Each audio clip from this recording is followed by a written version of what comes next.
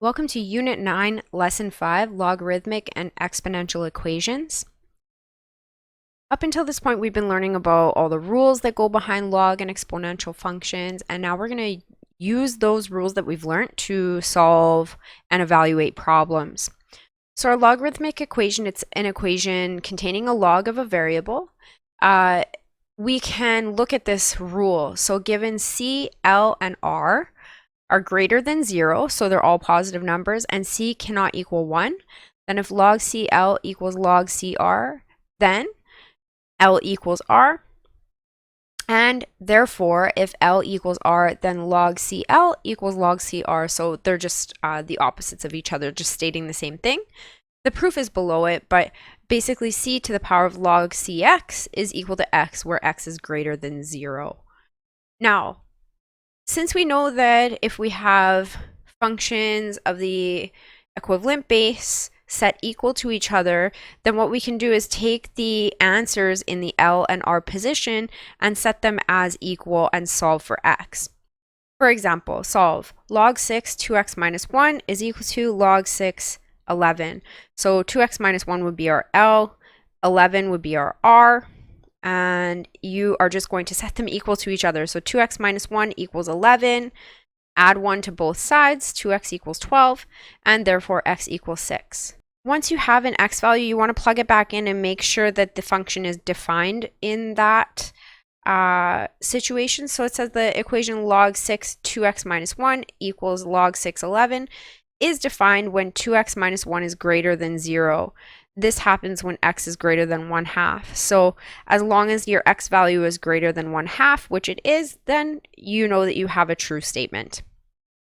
And you can just check that by plugging it in and making sure both sides are equal to each other. Question 2, log 8x plus 4 is equal to 1 plus log x plus 1. Just continuing on the next page there, I missed changing this to a subscript, so if you want to just rewrite it as log 10 8x plus 4. Of course, if there's no number written there as your base, you know that it's log 10 anyway. But just for simplicity's sake, make sure that you understand that this is not a multiplier. It's actually supposed to be a subscript, like I've drawn it there. Now, using the rules you learned in the last lesson, if we're subtracting here, that means we're going to divide these two terms. So because they have a common base, 10, we have log 10, 8x plus 4 divided by x plus 1. Equals 1. We just left the 1 on the right hand side, and that's as far as you can resolve this equation. Now when we replace x by minus 3 in the initial equation, log 8x plus 4 is equal to 1 plus log x plus 1, it becomes undefined, so therefore we'd say there's no solution to this problem. In question 3, we have a squared we're going to create a binomial function. So we have log 2x plus 3 squared equals 4. So what you'll do is end up just expanding that x plus 3. So it expands to x squared plus 6x plus 9 equals 16. And then all you're doing is solving for x. So you move the 16 to the left-hand side. 9, this should be a negative. Don't forget to change your signs. So just correct that. It should be x squared plus 6x minus 7 equals 0. And then your two terms you're left with is x plus 7, x minus 1 equals 0. Therefore, x can either equal negative 7 or x can equal positive 1.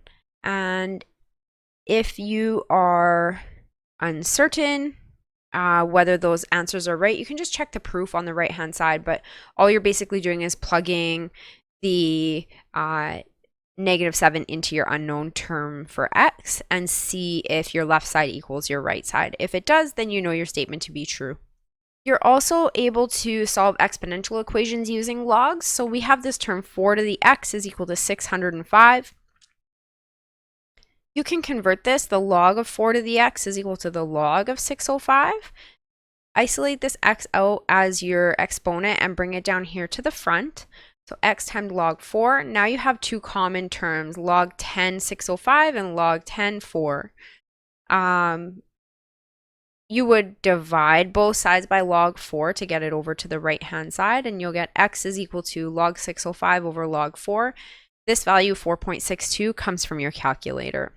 The same thing on the right-hand side for b. All you're going to do is just simplify as far as you can. So first step you're going to do is take this 8 and divide 568 by it. That will give you 71. You'll be left with 3 to the power of 2x is equal to 71. And then you can set those logarithms equal to each other. Log 3 to the power of 2x is equal to log 71. And then drop down that exponent to the front so that you can isolate out the log and the x. And then divide both sides by 2 log 3 so that you're left with just x on your left hand side. And once you punch that in your calculator, you'll get approximately 1.94. C is very similar to example B, and you can just go over it yourself and review over how to solve these problems, but just keep in mind that subtraction means divide in the long run. So just you're going to divide by this term at the end to come out with your x value.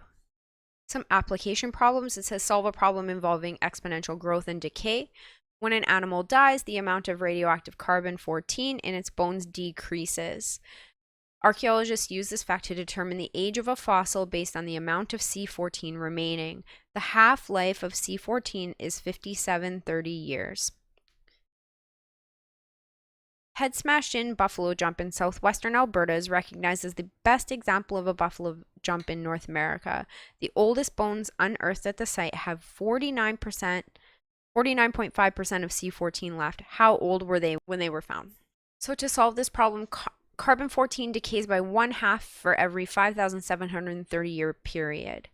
The mass m remaining at time t can be found using the relationship mt is equal to mc 1/2, which is your answer, that's how much is left, to the power of 1 over 5730, where m0 is the original mass. Sorry, that's not mc, it's m0. So since 49.5% of it remains after t years, substitute 0.495, that's just 49.5 divided by 100 for mt in the formula. So we got 0.495 m0 is equal to m0 1/2 to the power of t over 5730. And then we just simplify it down. We say the log of 0.495 is equal to the log of 0.5 to the power of t over 5730. And then bring this exponent down to the front, t over 5730. Multiply both sides by 5730. Divide both sides by log 0.5. And this will give you the age of the bones when they were able to discover it. So this sample that they've found is approximately 5,813 years old. The last part of this section is to solve problems with different bases. So just pay attention to the letters here.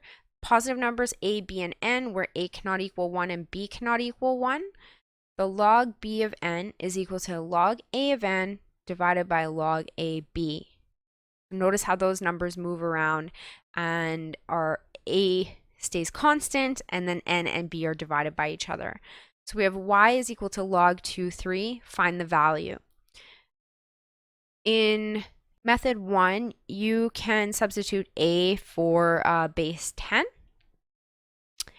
and solve using the values of b and n, and those ones go over here. So your n is on top and your b is on the bottom, and then you just plug it into your calculator. Method 2, you can set them equal to each other. So 2 to the power of y equals 3. That's what this logarithmic statement says. And then we'll get log 2y is equal to log 3. Y is equal to log 2. Y log 2 is equal to log 3. And then just dividing both sides by log 2 will give you y is equal to log 3 over log 2. So both of those answers are exactly the same. Beyond this, you have some practice questions that you can complete before class tomorrow.